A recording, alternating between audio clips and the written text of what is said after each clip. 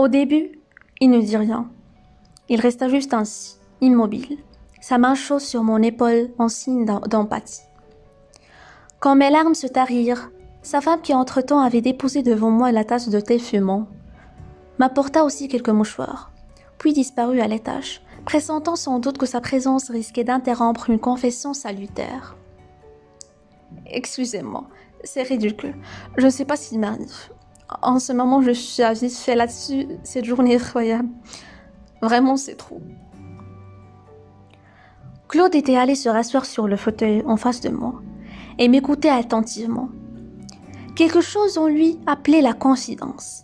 Il plongea son regard dans le mien. Pas un regard scrutateur ni intrusif.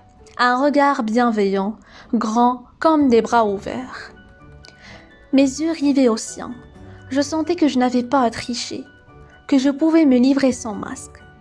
Mes petits verrous intérieurs lâchés les uns après les autres. Tant pis ou tant mieux.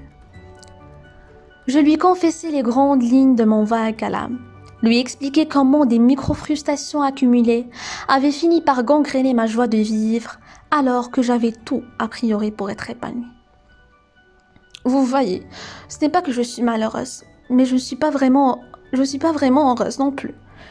Et c'est affreux, cette sensation que le bonheur m'a filée entre les doigts.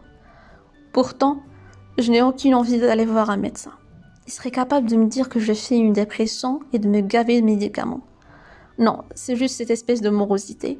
Rien de grave, mais quand même, c'est comme si le cœur n'y était plus. Je ne sais plus si tout ça a un sens.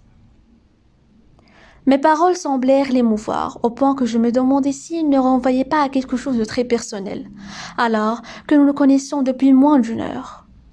Il s'était installé entre nous un surprenant climat de connivence. Étrangère un instant plus tôt, voilà que je franchissais avec ma confession plusieurs degrés d'intimité d'un coup, créant un trait d'union précoce entre nos histoires. Ce que j'avais livré de moi avait visiblement touché chez lui une corde sensible qui l'animait d'une authentique motivation à me réconforter. Nous avons autant besoin de raisons de vivre que de quoi vivre, affirmait l'abbé Pierre. Alors, il ne faut pas dire que ça n'a pas d'importance. Ça en a énormément. Au contraire, les mots de l'âme ne sont pas à prendre à la légère. À vous écouter parler, je crois même savoir de quoi vous souffrez. Ah oui, vraiment, demandai-je en reniflant. Oui. Il hésita un instant à poursuivre, comme s'il essayait de deviner si j'allais être réceptive ou non à ces révélations. Et il dut juger que oui, car il enchaîna sur le ton de la confidence. Vous souffrez probablement d'une forme de routinite aiguë. Une quoi? Une routinite aiguë. C'est une affectation de l'âme qui touche de plus en plus de gens dans le monde, surtout en Occident. Les symptômes sont presque toujours les mêmes. Baisse de motivation, morosité chronique, perte de repères et de sens, difficulté à être heureux malgré une opulence de biens matériels, désenchantement, lassitude. Mais comment vous savez tout ça? Je suis routinologue. Routino quoi? C'était surréaliste. Il semblait habitué à ce genre de réaction, car il ne se départit pas de son flegme et bienheureux détachement. Il m'expliqua alors en quelques phrases qu'était la routinologie. Cette discipline novatrice encore méconnue en France, mais déjà bien répandue dans d'autres parties du monde. Comment les chercheurs et scientifiques s'étaient rendus compte que de plus en plus de gens étaient touchés par ce syndrome. Comment, sans être en dépression, on pouvait ressentir, malgré tout, une sensation de vie, un vrai vague à l'âme, et traîner la désagréable impression d'avoir tout pour être heureux, mais pas la clé pour en profiter. Je l'écoutais avec des yeux ronds, buvant ces paroles qui dépeignaient si bien ce que je ressentais, ce qui l'engagea à poursuivre. Vous savez, la routinite paraît un mal bénin à première vue, mais elle peut causer de véritables dégâts sur la population, entraîner des épidémies de sinistrose, des tsunamis de vagues à l'âme, des vents d'humeur noire catastrophiques. Bientôt, le sourire sera en voie de disparition. Ne riez pas, c'est la vérité. Sans parler de l'effet papillon. Plus le phénomène s'étend, plus il touche une large population. Une routinite mal endiguée peut faire baisser la cote d'humeur d'un pays tout entier. Au-delà de son ton grandiloquent, je sentais bien son souci d'en rajouter pour me redonner le sourire. Vous n'exagérez pas un peu là? Si peu. Vous n'imaginez pas le nombre d'analphabètes du bonheur. Sans parler de l'illettrisme émotionnel. Un véritable fléau. Ne pensez-vous pas qu'il n'y a rien de pire que cette impression de passer à côté de sa vie, faute d'avoir eu le courage de la modeler à l'image de ses désirs, faute d'être resté fidèle à ses valeurs profondes, à l'enfant qu'on était, à ses rêves? Sûrement. Malheureusement. Développer ses capacités à être heureux n'est pas quelque chose qu'on apprend à l'école. Il existe pourtant des techniques. On peut avoir beaucoup d'argent et être malheureux comme les pierres. Ou, au contraire, en avoir peu et savoir faire son miel de l'existence comme personne.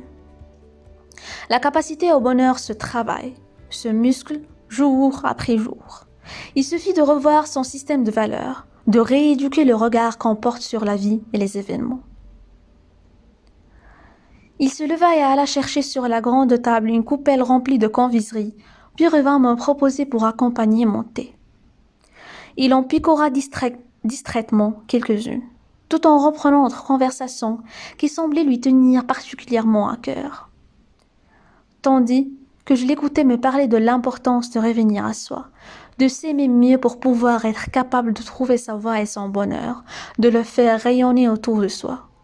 Je me demandais ce qu'il avait bien pu vivre lui-même pour être aussi concerné. Tout son être s'enflammait pour tenter de me faire partager sa conviction. Il marqua soudain une pause et me scruta de son regard bienveillant, qui semblait lire en moi aussi facilement qu'un aveugle lit le braille. Vous savez, Camille, la plupart des choses qui vous arrivent dans la vie dépendent de ce qui se passe là-haut, enchaîna-t-il en tapotant le crâne dans votre tête.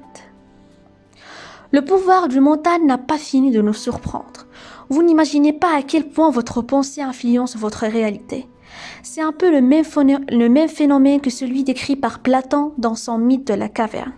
Enchaînés dans une grotte, les hommes se font une image fausse de la réalité, car ils ne connaissent d'elle que les ombres déformées des choses qu'un feu allumé derrière eux projette sur le mur. Je goûtais en silence le cocasse de la situation. Il faut dire aussi que je ne m'attendais pas à philosopher dans un salon cosy, 1 heure après un accident de la route. Vous faites un parallèle entre le mythe de Platon et le mode de fonctionnement de notre mental? Waouh! Il sourit de ma réaction.